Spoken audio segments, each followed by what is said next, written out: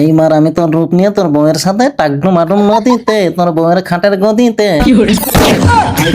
এইবার অবিকল আমাকে ওর স্বামীর মতো লাগছে, যাই। কাঞ্চনা, তুমি যাওনি আজকে কাজে? না। ঠিক করেছো, আমার না রাতে ভীষণ ভয় লাগে এসে ঘরে। বাবা কি বিদঘুটে অন্ধকার, ভীষণ ভয় করছে না। আজকের কাজে যাবো না, বাড়ি ফিরে যাই।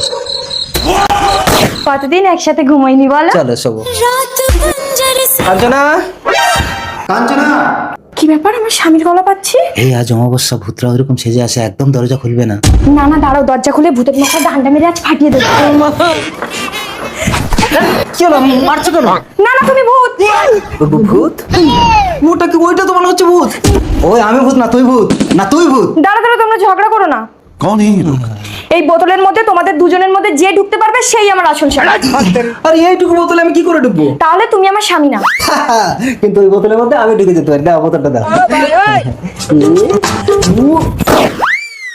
এইবার আসল ভূতকে ধরা গেছে। তোমার তো ভীষণ বুদ্ধি। বুদ্ধি না হলে কি আর সংসার করা যায়? আচ্ছা বলুন তো, মেয়েদের বুদ্ধি বেশি না ছেলেদের?